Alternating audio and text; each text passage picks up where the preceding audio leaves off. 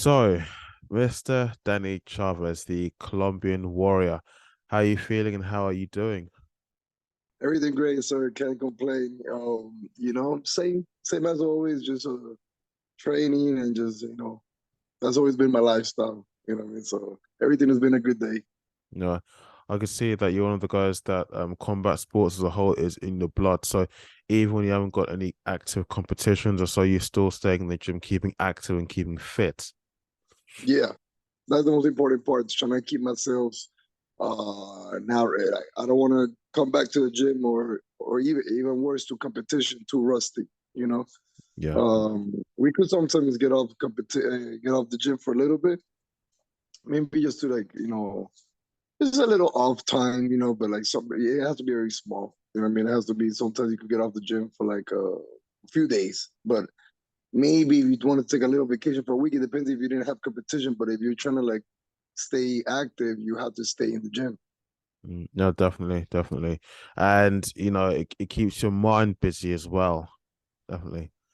Yeah, well, you don't, for example, when you have a fight coming up, you don't want to stay just thinking of the fight. It may burn you out. You know what I Yeah. mean? I like, for example, for me in the weekends, I like to relax and I like to go play all those This happens to the connection.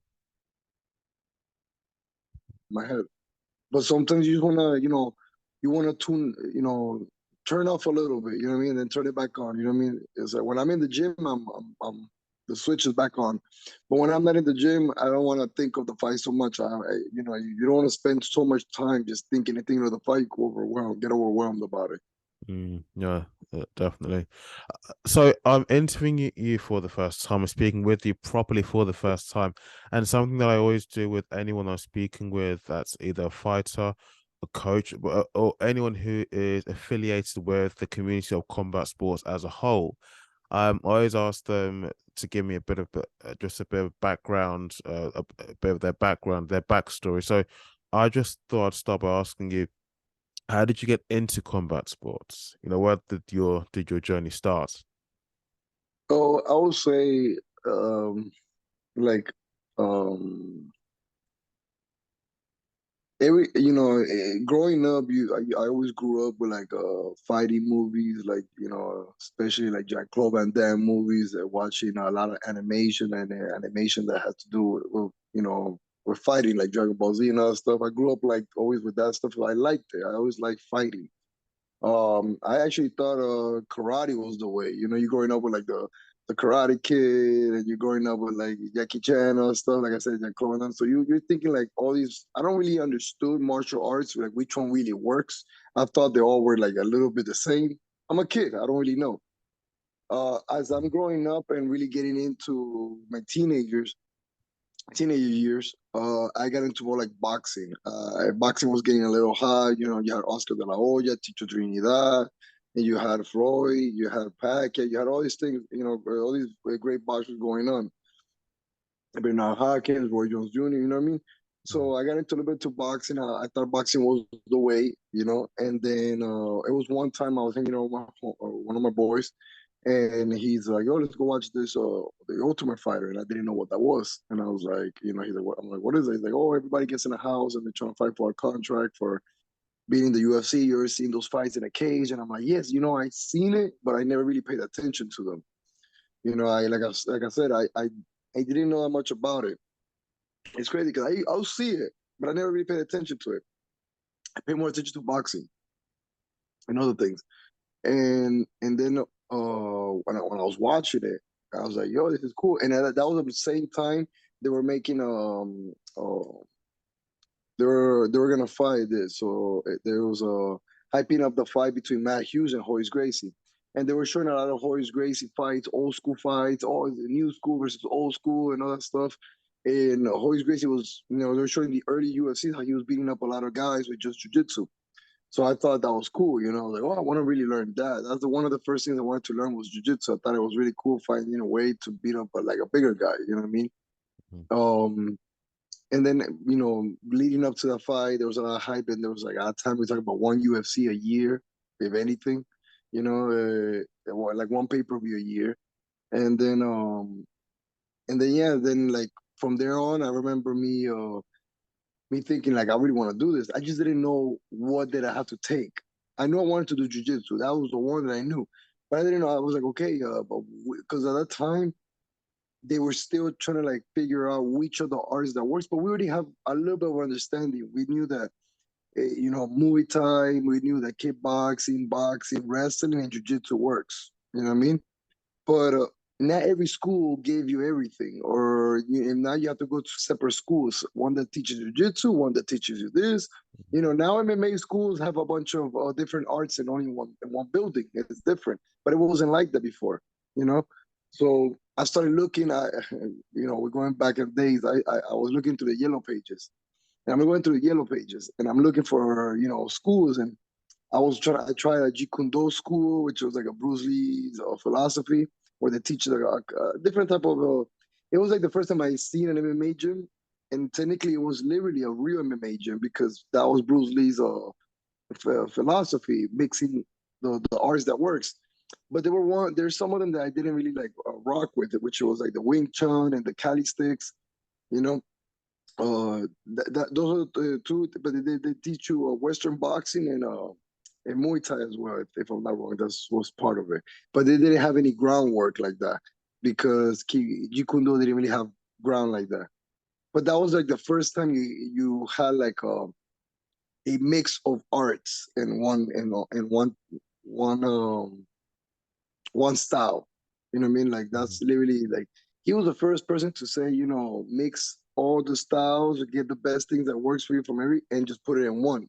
He was the first one that did that.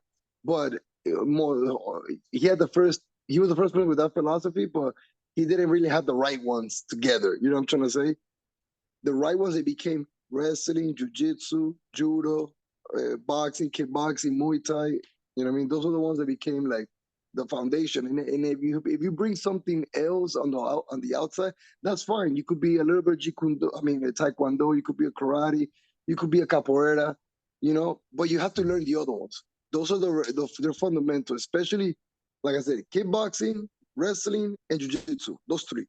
That's the foundation. Anything else you want to do on the side, that's fine, and it will help you too. But those are the top three: jiu-jitsu, wrestling, and kickboxing. And you could even say kickboxing or Muay Thai, whichever. But you have to learn how to throw punches, kicks, knees, and elbows, and Yeah. you know what I mean. So literally, that's literally how everything started. I just went and I started looking for schools, and I found, you know, at that time I had found like a different school, another school where it said try this for 30 days free trial. And I was like, 30 days free trial? This is crazy. Let me see what's going on here. I'm like, I thought it was a rip off, they're trying to just rip me off, whatever. So I called and I went there and, it was such a different gym. I went there and I'm like, I looked around and it felt like the vibe of a fighter. You know what I mean? Like the vibe, like they were sparring, some people were rolling. And that's literally how that's from there on. I started and I took off. Uh, that actually is. I mean, I like how you did mention about the different aspects. I mean, if you kind of break everything apart of mixed martial arts, the Brazilian jiu-jitsu, the boxing, the learning how to do certain moves to go on the offense, and then other moves to go on the defense. So it's almost like you studied everything. So it's like when you're walking into the cage, or at least progressing the sport, you mastering every skill, if I can put it that way, every skill, every art properly to its core. Yep. I can say You, that. like it's hard. It's gonna be hard to be perfect at MMA. I was like, maybe 40, 50 years from now, everybody will be able to do everything almost 100%. But what you gotta do is like whatever works for you, get get the best part of it. I feel like for example, I'm a great grappler, but I can't do all the moves that there's in grappling or jiu-jitsu, you know what I mean? Or even if I could be a great kickboxer, there's moves that I just don't do, I just don't like. But I believe every art brings something good. For example, I've been doing capoeira, and capoeira gives you good movement on your feet, gives you balance, gives you good kicks. I may not fight the way they move around because I'm constantly like in a dance. I don't think I'll be able to start fighting dancing in a way. I don't want to. That's not the way to go. But you could take those kicks and still put it in your in your what's it called, in your arsenal, you Yeah. know? So, I think like the world of MMA, like it has this strong, like the strong arts that you're supposed to learn, but everything now, like I said, every art brings something positive into mixed martial arts. Yes, yes, definitely. I agree. I agree that no, That's there's it. no question. One of the things I did pick up in listening to one of your other interviews is that you kind of, will I say, burst into the mixed martial arts scene, but you started immediately, straight away professionally. I mean, you don't have any amateur experience at all. Well, what happened is that amateur was not a thing back in the days. Okay. Amateur was actually an optional thing. If you wanted to do amateur, it was optional. I did do three amateur kickboxing fights, and from 2007 to 2009, those 2 years, I did like three amateur kickboxing fights, and I was still grappling in between those years. And then 2010 is when I made my pro debut. But once I made my pro debut in 2010, in 2011, it became a rule that you have to do five amateur fights to turn Ah, pro. okay. So I Okay. actually skipped that. And plus, I did I thank God I skipped that because I didn't really want to do that. And plus, Mm, it's not a thing anymore. But back in the days, it was a thing that if you did amateur, you were scared. Like it really was. No, I'm really? serious. Like if you did amateur, you were scared. Well, So you were scared to go pro because you could go pro any given moment. So it was a thing. It was funny, but it was a thing. It was a thing. Like if back in the days you did amateur, you were scared, and like so a lot of people went pro right away. A lot of people didn't try amateur. And plus, at the same time, like you wanted to get paid. Amateur doesn't yeah. get paid. So it became a thing now, which I believe is very necessary to have an amateur event. I believe some people don't need amateur, but I believe some people do need amateur. To you have to understand that when you're so great at when you're so great at something like a guy like Bo Nickel that's fighting tonight. He's such a decorated wrestler, such a great high level wrestler. He don't have to do amateur. He could go straight pro. He's too good in one art. He's the high one of the highest in there. It's like having Gordon Ryan going to do amateur. Like he doesn't have to do amateur. He's too great. He has to go straight pro. But you got Mm, guys that are learning how to do everything at once. It's the first year learning mixed martial arts, and they want to, they got talent. They're nice and athletic, and you feel like they're ready, but they're ready to go against another person around their same experience. You don't want to throw him in there now with pros, and maybe his first pro fight is a guy like Bo Nickel or a guy like any of these great grapplers or any of these great kickboxers. No, you know what I mean? Like those people need to go straight with like people like a little bit more experienced like them. So I think amateur is pretty is good for some people. Some people need it, some people don't. but why would people feel that the individual fighters themselves who are skipping, or I think you said that some people believe that the fighter is scared if they didn't go pro straight away or so, that the reason why they'll believe that they're scared if they started amateur. But I mean, let's be honest. I mean, this is a fight, first of all. I think give the person some respect. They're going to go in there to there's to win, of course, but there's also the possibility they could lose and be, they feel humiliated and Well, all the that wasn't embarrassment. people. Yeah, but it wasn't people that were saying those things. It was fighters themselves. So we fighters were holding ourselves like to a standard when we first started, and it wasn't really like it was not a mature thinking, but it was a tough thinking. You know what I mean? Like we're all we're talking about like we live in an era in 2023 where we are there's so much information and so much science and so much things behind it and so much studies that now we understand that it was it's kind of like saying it's like any sport. The sport evolves as the years are going by and you get more information. You do not play basketball the same way you played basketball in the 90s or in the 80s. Yeah. There was way more roughness. There was way more. hand check. You could really now you could barely look at someone, they give you a technical foul. You know what I mean? Now you barely touch somebody shooting and they're calling a foul. Before you were able to really like make more contact. So things just changed. When we first started, I was in the second generation. I started as a second generation of MMA. We're going into like probably the what would you consider generation? Every 10 years? Mm, Around about Yeah, probably a bit more, a few more maybe years. 15. Yeah. 15. So the UFC has been around for 30 years. Yes. You know what I mean? So it's been two generations, I would say. But damn, because if you say the second, I just feel like the 90s, the 2000s, and the 2010s were a little bit different, each one of them. I feel Of like the course. Yeah. 90s were such a start of the sport. In the 2000s, yeah, you started to see more athletic people, better fighters, more well-rounded. Like you saw people like were better here and there. Now in 2010, 2020, people are flying. These guys are throwing flying knees from anywhere.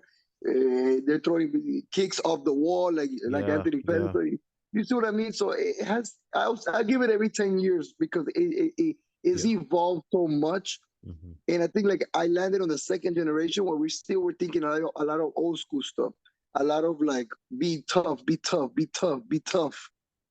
And then we're in a generation now that if you're tough, you're tough. You don't have to prove it all the time. You're gonna get, you know what I mean? Like it was just different before. It was just fighters just being, just we were just trying to be tough to our, the people coming up at that moment. You know what I mean? Or anybody, our peers. We were just, because everybody at the time, everybody wants to turn pro and fight.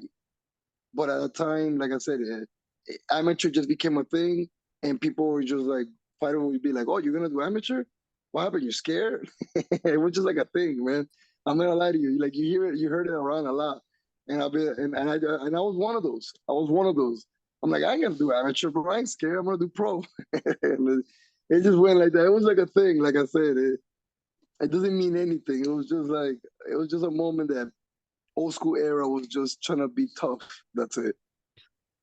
Would you, and some people in the comment section or however you listen to this may say it's a stupid question to ask, but would you agree that maybe social media has maybe had some influence in how the sport has evolved and changed, how you're seeing certain movement in the cage and so on? Oh, 100%, 100%.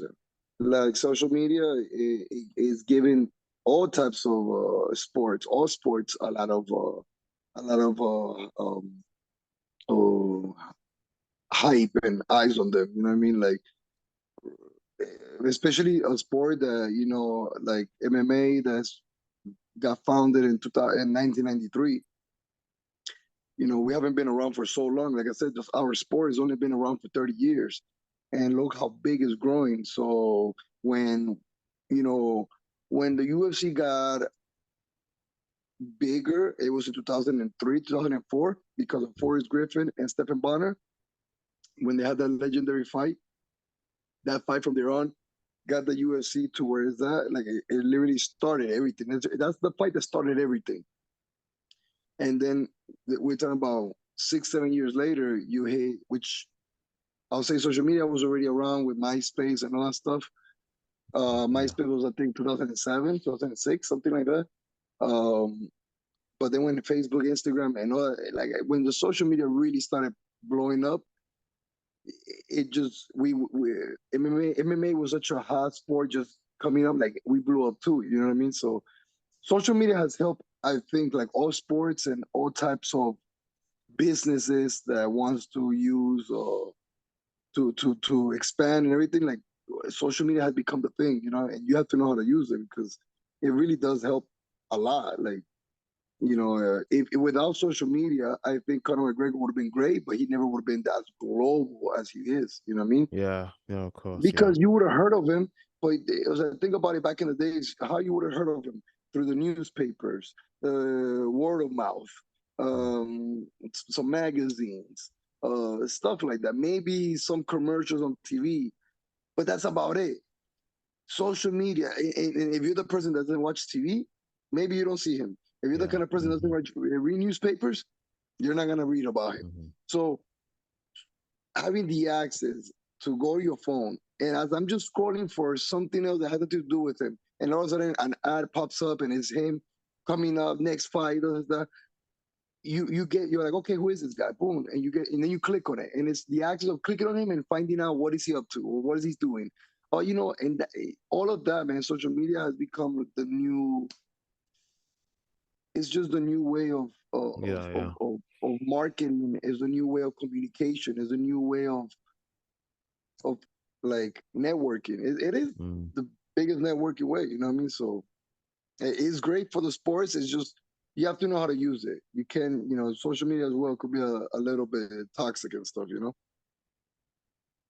This is gonna be a bit of a controversial one. I would not be surprised if you told me to kind of get lost or go and F myself. Go for Um, it.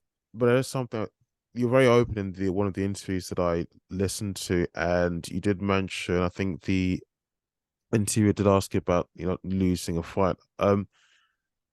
What like, it's not something that many people in the fight game do talk about a lot, but what's that like? And I think you went to the extent of you even highlighted how some people who'd probably have never been in a fight in their life even will troll you online, saying you just disrespecting you after losing a fight. I mean, what does that feel like after the aftermath of losing a fight? How do you handle a lot of the negativity that people try and throw at you, where they blame you for for how the whole thing work just panned out? Well, to be very honest, there's two things. It bothers, of course it does, but it doesn't bother me because I don't know who they are. So Mhm. that's literally like it does bother. I'm not gonna lie to you, it does bother, but it doesn't bother that much because, you know, if those were my friends telling me those things, Mhm. it would hurt. Mhm. Yeah. And they would say I have some trash ass friends, but but the reality is like if you really want to hurt me, you gotta be somebody I care about. Like I don't care what people say unless you're a loved one. A loved one could really hurt me. You know what I mean? Because I got love for you, and if you're talking shit and if you're making me feel like bad, you're gonna work. It's gonna work for you a little bit because I got love for you. But if I don't got love for you and I don't know who you are, I don't give a Mm. shit about your opinion. So when people did that, yes, it bothers, but I ignored them. I answered them back and then blocked them after that. Like some people say stupid stuff like, "Oh, I bet on you and you lost this fight," and and I replied that I replied back like, "I hope you stay broke for the rest of your life." Boom, block, you know. And yeah, man, sometimes you gotta let people know, like, give them a little taste of their own medicine. They want to troll you, you Mm. troll back a little bit, but you don't get in that back and forth. You can't Yeah. do that. You're not gonna Hmm. win that. You have to understand that. I did it to vent. Hey, somebody wants to talk back. One thing I learned since I was a little kid is that you always got to defend yourself. So I always defend myself. But when it comes down to people that, first of all, have no access to them, they don't know, they may not know nothing about fighting. They just can't wait to somebody to lose for them to just make them feel worse. Because there's people out there like that. There's bad people out there. You know what I mean? And but at the end of the day, the time that I lost, I get so much support from my family, my friends, my fans, you know what I mean? My teammates, everybody. I get so much support. I get so much more love that it overshadows whatever happens with the negativity. Like, Mm. Yeah. it's so much more. It's like 95% of my messages are great. People are trying to show me love and support. 5% is probably bad. So who cares about that 5%? The 95 is bigger, so who cares about that number? And that's it. Like I said, you can't care what people think, man. I'm not. Like I said, that's the one good thing about being raised old school, that I don't care about people's validation, or I don't really care if I'm not here to be friends with the world. I'm nice to the world, but I'm not here to be friends with the world. I got my own little friends, and I'm good with it. Those are my ride or die people, and that's it. I don't care about my reputation. Is my people's, my circle. My circle is my reputation. I don't care about anybody else. I don't care about people's opinions. I care about their opinion. If my circle tells me something, that I will care about. I Yeah. mean, So if of you course. want to hurt me, my circle is the only one that probably could do that because I got love for that. I got love for them. So if They were the only ones that could probably attack me, hurt me. Nobody else can hurt me. I think I think you highlighted social media and how that has helped market some of the fighters and help them gain that global stardom like Conor McGregor. But I think that's also one of the negative sides of it as well. I mean, I've seen examples of that on Instagram and Twitter of I think even certain podcasters in the combat sports and community who they have actually said some really nasty things about certain fighters who did lose a fight. But I thought at least give that fighter some respect. They did something which I'm sure you yourself, you're not a fighter, but I'm sure at the same time you're not prepared to do what he or she was prepared to do. And unfortunately, okay, the fight didn't go their way. So at least give them that respect. They still stepped inside that ring or cage or octagon and still gave it their best. You know what I mean? No, of course. But it comes with it. You know what I mean? Like if you're someone's fan, well, like when you have fans and you have a fighter that's trash talking you and trying to troll you, and then you win the fight, and your fans want to go and just go crazy on the guy you just beat because he was trolling you and attacking you. I'm okay with it because I know it comes with a game of sports.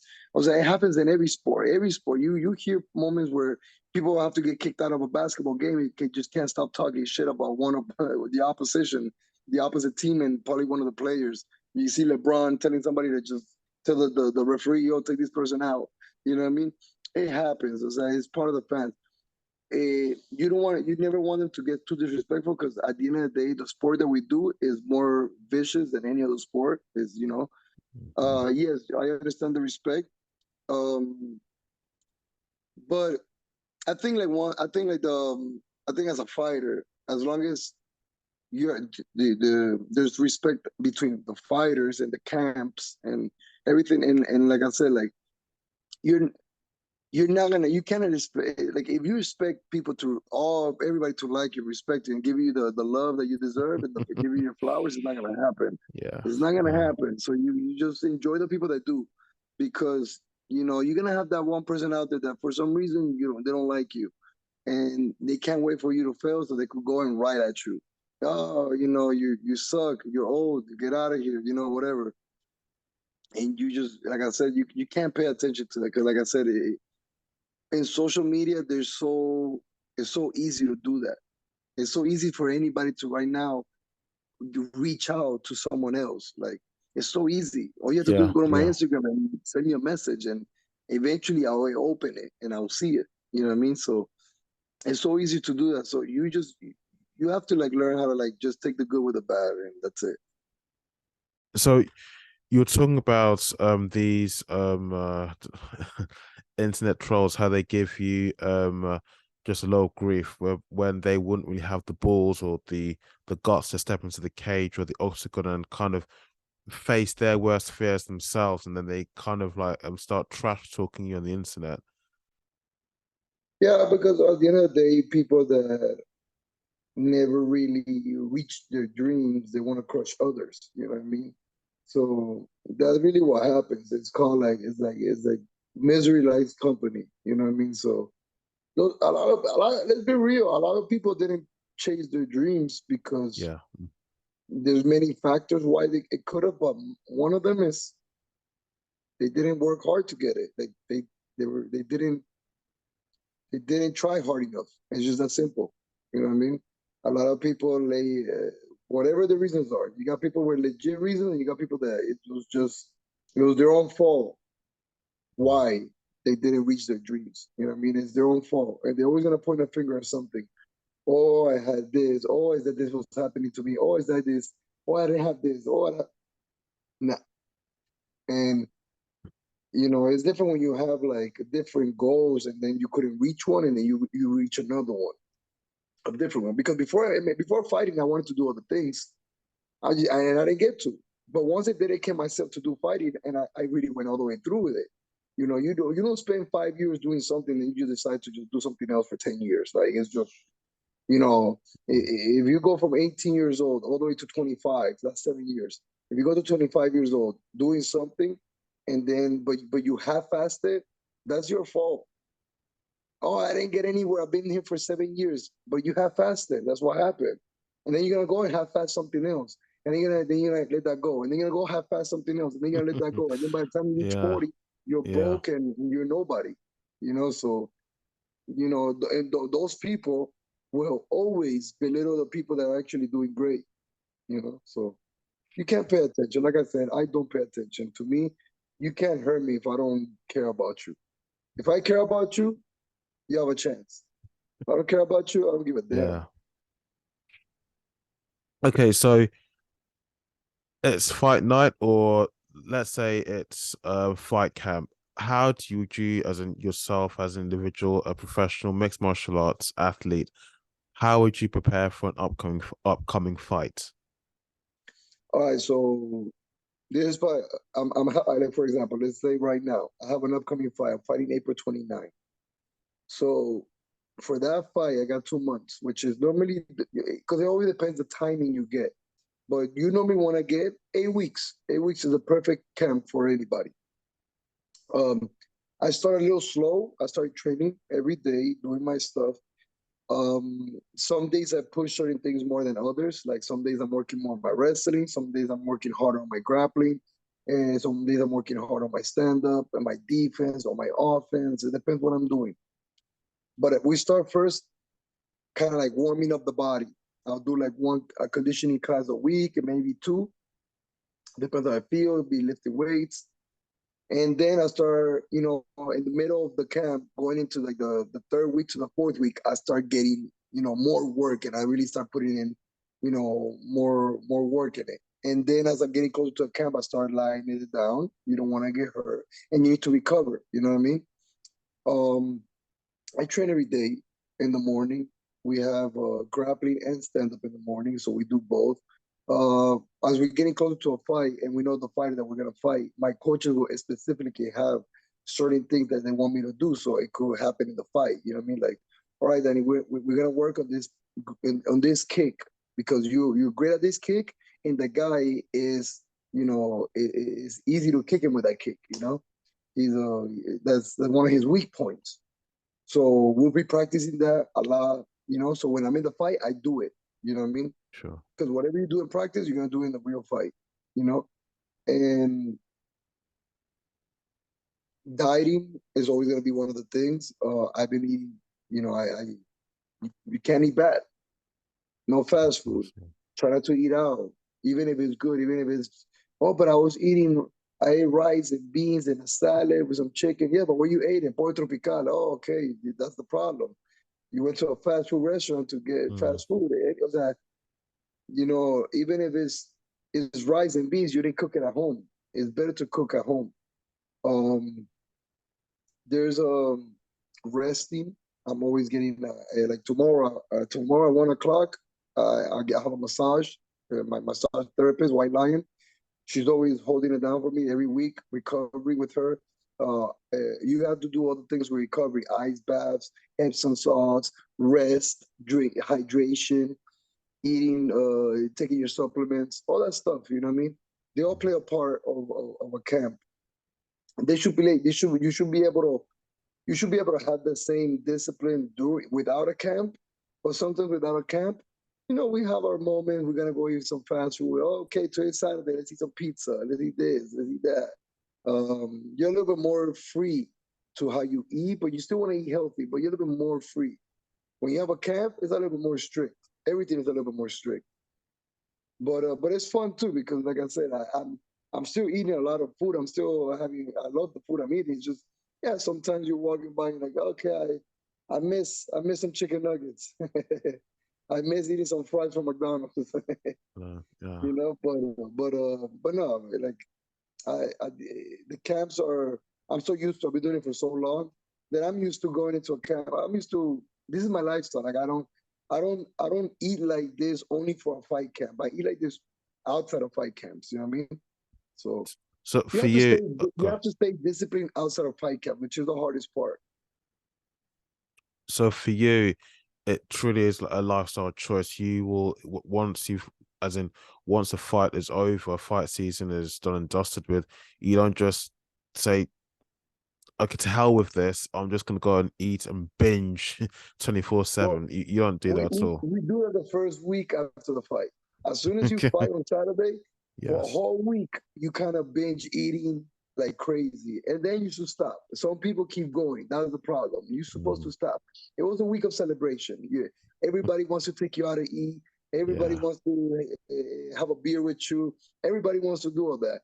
And it's good because it's your family, it's your friends. They all want to have a moment with you to celebrate, and they all want to invite you to eat something, anywhere, and you take the invitation. And at the same time, you're hungry. You're willing to eat all that food, but you're supposed to slow down, and you're not supposed to keep that up because then you'll be walking around a heavyweight class, out of shape. You don't want that because then you're gonna come back to the gym and then you're not feeling well, and then you're trying to train hard, and then you end up getting hurt because that's why you could get hurt too.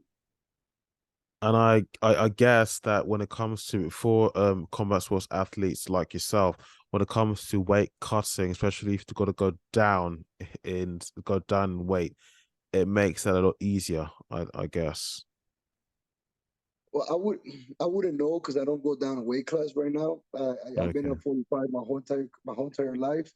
Uh, you're right.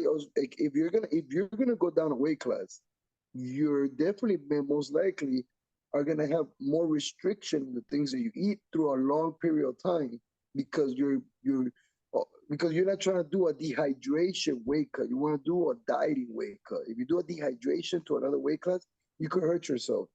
So you want to do more like a diet going all the way down next to the next weight class. So yeah, it'll be good to keep up always eating healthy to become a habit. So because to go to another weight class, you better be more strict. If you most likely, I believe, I don't know, I never gone down to 135, um, but I assume that you're eventually gonna have to be way more strict with like the way you eat and the amounts of the way you eat. Like you can you can ask somebody to go to another weight class like in 8 weeks. It has to be something planned out for like 6 months. You got to get your body a little smaller. You can't like for example, I walk around 165 to 170 to make it to 145. If you're asking me to do that to go to 135, but come down from where I'm at, that's gonna hurt me. You're gonna have to make me walk around 160 to 155 for a long period of time. Then you make that weight cut to 135 because you want to make the same weight cut. You want to make a healthy weight cut. You don't want to make a drastic dehydration weight cut. You could hurt yourself. You can't dehydrate the body so much. You know what I mean? It's not good for you. You know what I mean? Your body is 80% made out of water, so like, it's not good for you. Yeah, I have seen and you do see these horror shows at the weigh-ins that some people that cut so much weight for the fight that when they step on the scale, they literally just faint. You Yeah, know, they're so depleted. so they look like skeletons. In the UFC, this issue of bad judging seems to be rearing its ugly head time and time again. We just saw that with the Islam Makhachev and versus Alexander Volkanovski fight. I mean, what's your take on that? Because sometimes even a layperson can be watching a fight, and perhaps you're not that well vested, or you're just a casual follower of the sport. But even you can see yourself as a casual fan. You can see who the winner of the fight is, and then surprisingly, shockingly, the win goes the other way. And you'd have thought, no, hold on a second, that clearly must be a mistake. This guy or this girl won the fight. I mean, what's your take on that? Because it seems mind-boggling how some judges can make certain decisions. um, this is, I believe, and it's just me, like, how you gonna have people judging a fight when they don't know what fighting is? I just don't understand, and I don't think so many people have control over that. It happens in boxing. Boxing has been a sport, has been around for a very long time, and you still got judges in boxing that don't know nothing about boxing, and they're judging it, and it's crazy. It's like I don't understand qualifies these people to get that job? Who is the one that hires these people? I know it's based on the boxing athletic commission. I know that, but I wonder who's really giving these people the right to go out there and judge a fight when they don't know what fighting is. It's just, I'm not gonna lie to you. To this day, I say this is the biggest disappointment in combat sports is you got people judging fights that don't know nothing about fighting. It's Yeah. crazy. It's crazy. The, all I could say is crazy. Literally, I I, I don't like even like when I talk to people before I don't even like talking no more details about what they're doing right, what they're doing wrong. To me, is just crazy. If you cannot look, it's kind of like the cooking channels. You know, when you see like the cooking channels, people are doing they're cooking for some judges, and then the judges have a guest, celebrity or somebody, and you just coming to eat the food too. The celebrity most of the time enjoys the food and says it was great. The judges are the ones with the critique. They really get like, oh, this was a little too spicy, or this was, the texture of this, it was not mixed. You know what, this sauce was not like, they get very picky. You know what I mean? But they were chefs. They have all the credentials to say whatever they want, even if you Yeah. disagree. Even if you disagree, they are chefs, qualifying chefs to critique the other person's plate. Yeah. Imagine if you have nothing but judges that never fought, never cooked in their lives. And now, I know that this is a little different because one thing we all have in common is eating. So yes, if it tastes good, it tastes good, but there's more than that in Yeah. Yeah. judging a plate. You judge a plate based on texture, or on presentation, on mixing the ingredients they ask for to mix them right. It's more detailed than that than just tasting the food and be like, oh, it's great. So there's more than just watching a fight and be like, oh, it was entertaining. Oh, look, he punched him. Oh, he hit him like 10 times more than the other guy. Yes, but there's such thing as cage control. There's such thing as clean control. There's such thing as time on the ground, a takedown. It's not just who had more significant strikes than the other. Doesn't mean anything. Like, it's just crazy. Like I said, it's just crazy that you have people judging something they don't know nothing about. Yeah. It's crazy.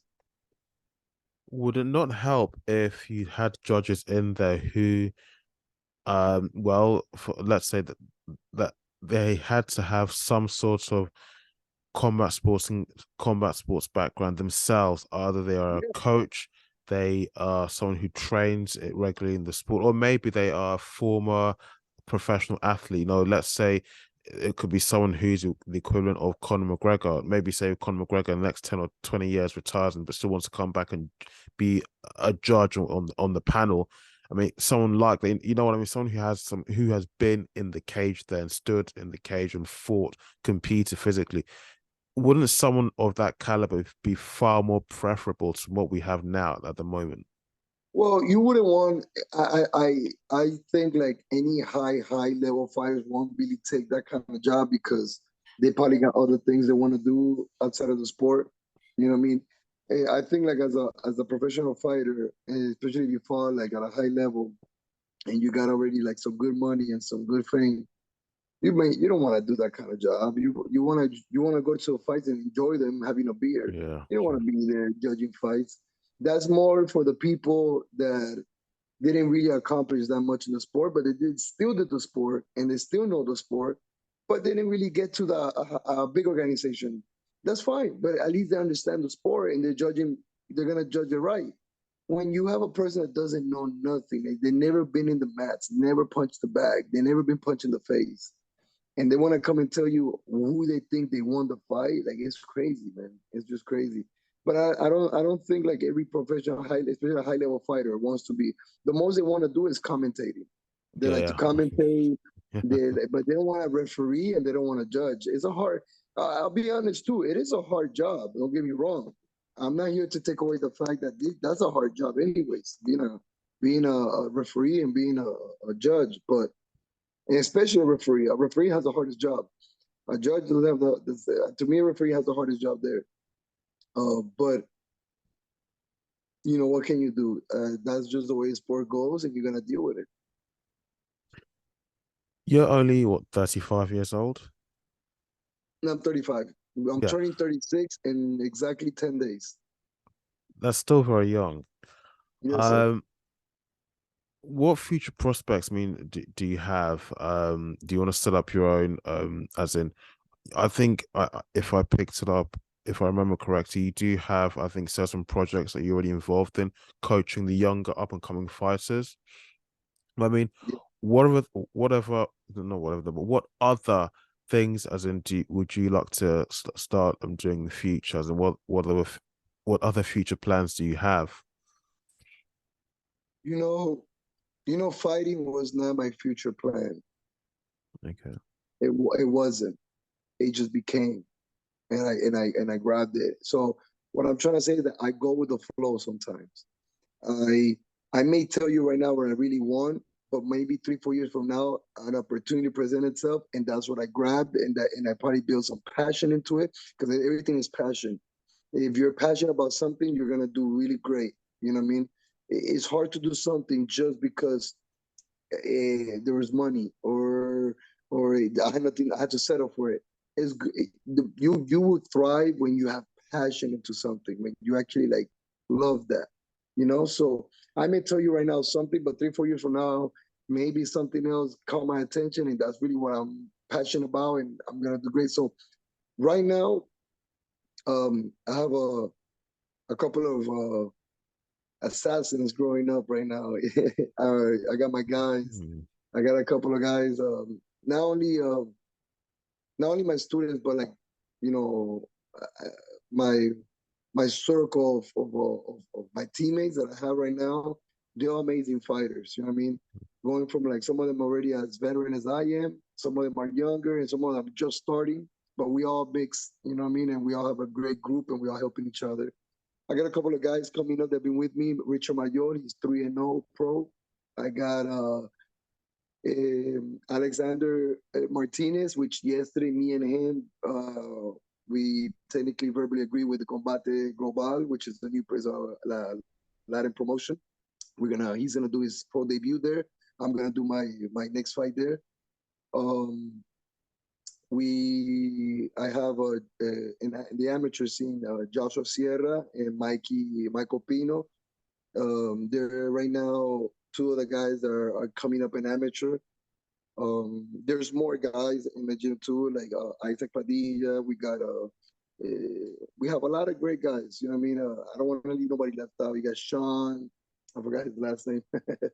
um, but we have a lot of great guys. Those are like guys that I kind of help out that they just started. But we still have a lot of other guys that right now already seasoned. They're already seasoned. Like my friend, one of my little brother, Colin Lubers. You know what I mean? He's 6-2 right now. Oh, 7-2, 6-2. Sorry, mm. 6-2. And he's about to fight again in CFFC, another big organization. We have, you know, I have a lot of people, man. Like I don't want to leave nobody left out. I got Nate, my boy Nate is fighting in 2 weeks in the UFC, March 25th against Alex Caceres. That's my guy. That's actually I love that guy, man. That guy is he's I'm one of the oldest guys in my gym. You know what I mean? I may not look old, but I am one of the oldest guys in my gym. I'm 36 years old. Everybody else in the gym is literally under 30 years old. You know, Mm. so Nate is 34. Me and him have a lot of like the same vibe, the same time, the same Yeah. experience. So I like that. But most of the guys in the gym that are growing up, man, right now, they're all 25, 23, 27, 21, 20, 19. You know what I mean? Um, so right now, they're all just learning right now. You know what I Yeah. mean? And we Nate, Miguel Baeza, which everybody knows he's an amazing fighter in the UFC too, or him too. Like we are like the leaders of the team, trying to show the guys the way it go, the way to go. And Mhm. right now, that to me is my outside of my own personal achievements right now, still as a fighter. That's one of my goals is to make sure these guys reach their goals. You know what I mean? Sure. Yeah. I want to make sure these guys reach their goals just like I, just like I try to reach my goals. But I kind of want to be part of theirs. Like you do want to give, but you want to give back as Oh you, yeah, yeah, especially if you're my peoples. If you're my people, I'm always gonna give back. You know what I mean? But I'm like I told you, like I'm a nice guy to the world, but I love my circle. That's the people I ride and die with. You know what I mean? no, no, of Um, course, so yeah, I just want to make sure I just want to make sure that they're good. I really do. Like I said, I love my peoples, and I just want to make sure they're good. You know what I mean? I just want to make sure that whatever I could do to help them reach their goals without pampering them. You know what I mean? I still at the same time, these are I don't gotta do everything for them either. I want to make sure that I just want to make sure they're doing it the right way, the good way. I want to make sure that one day they don't need me anymore. You know what I mean? That they could sure, do it on sure. their own. And at the end of the day, is to make them independent of you. You know what I mean? Not dependent of you. Mm. Two questions. gonna ask you. I've asked quite a few people in the past, and they were up to these two big events. The first one for UFC, I think UFC 87. I think they're gonna be fasting at Adesanya versus Pereira. Who do you Hmm. think is gonna take that win? I'm really gonna, to be honest, I think like, and I always said this: too many rematches, it doesn't play out the same way. I think Yeah. this time Adesanya will win that fight. I think like the Pereira won the first three. You mentioned gonna lose at a high level. Two high level fighters. Eventually, 1 out of 10, you're gonna lose. 1 out of 10. They already fought three times. They're gonna fight for the fourth time. Adesanya is to me the smarter, slick fighter, um, clever. I think Pereira is just tough, smart but tough. Um, Wills things out. Big good technique too.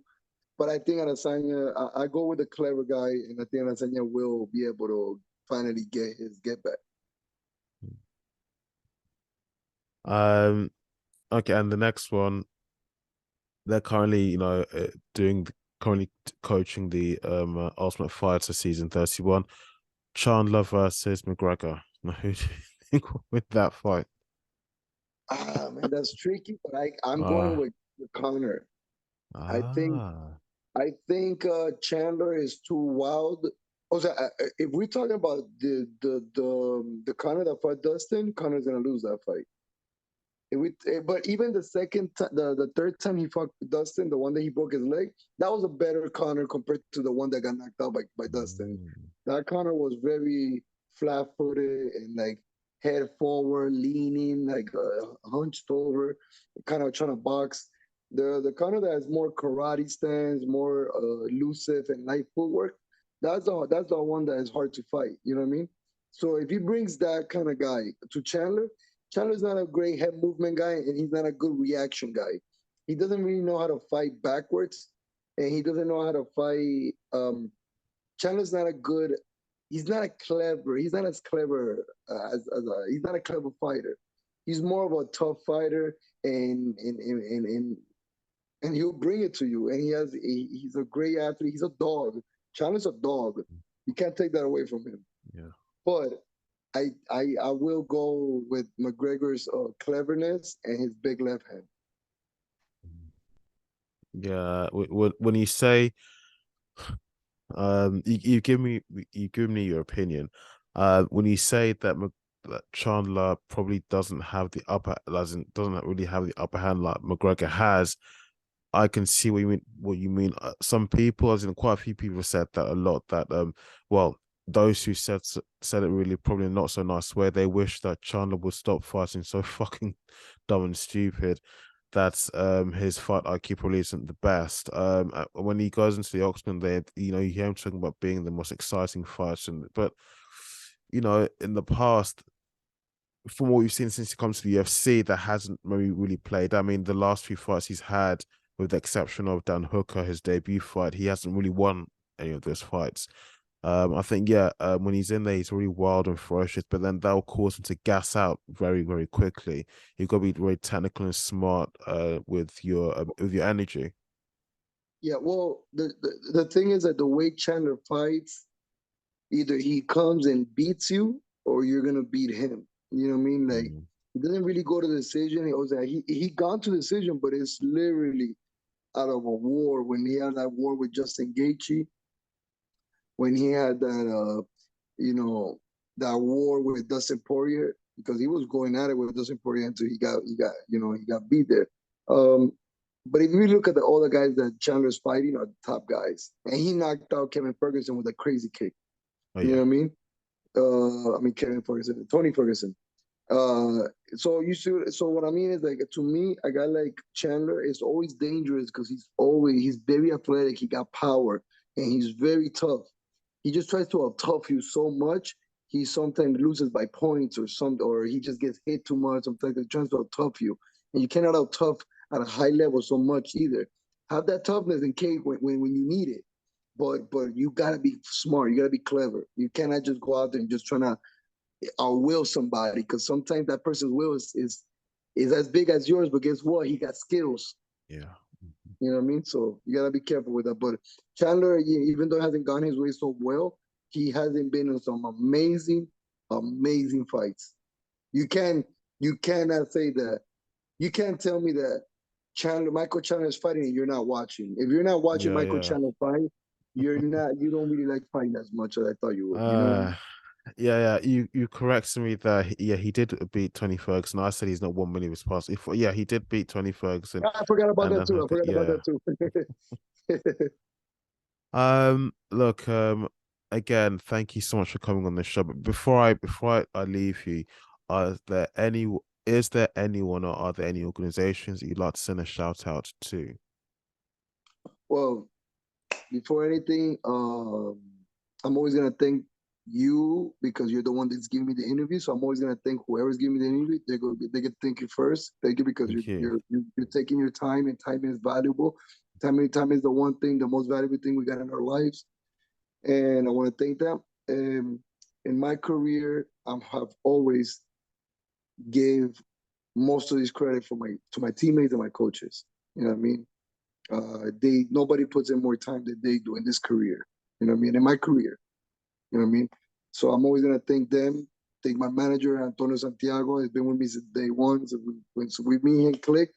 We have never split. We've been together. We made it to the UFC. Now we're going somewhere else. But we stuck together, loyal to each other. My friends, my family that have always supported me. They to me are number one in life, but right now in my career, I give it to my teammates, the people that really put in that time. You know what I mean? In life, my family and friends are number one. You know what I mean? Yeah, Like I sure. told you, my circle. You know what I mean? But in my career, I always think like you know anybody that puts a part in it because a lot of people don't have to.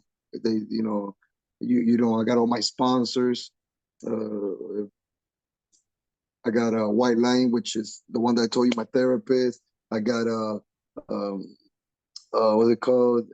I forgot the name of it, but it's my chiropractor. He hooks me up too, and when I'm having problems with my back, I got Kendall Sports Medicine, which helps me with my knees down.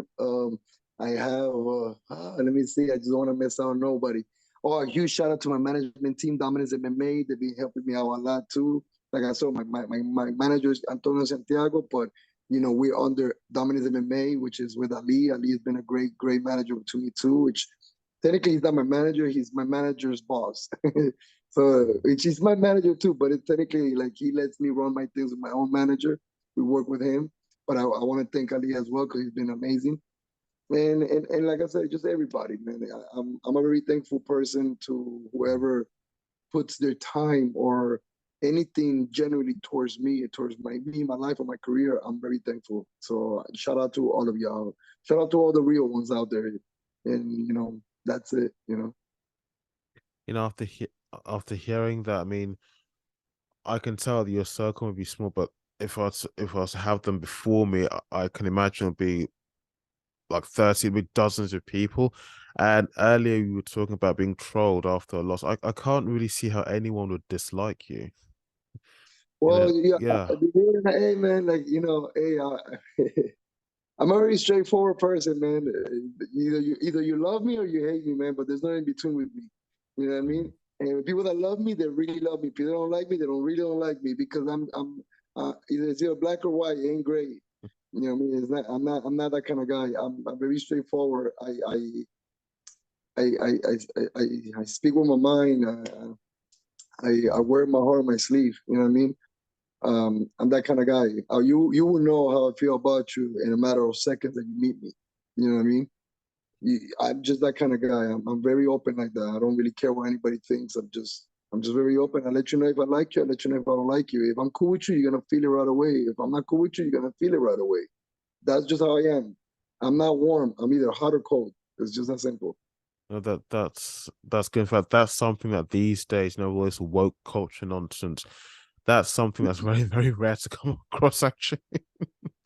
So no, that's a good quality. I am a 90s baby. Don't forget, I was born in the 80s, late 80s, 87. I'm a 90s baby. I grew up in a different era. Mhm. I still have a little old school with me. You know what I mean? Mhm. I Yeah. grew up a little different. That's different, you know? So, and I have my own unique views of life that some people may not like, and some people, you know, they like it. You know, it's just I respect everybody.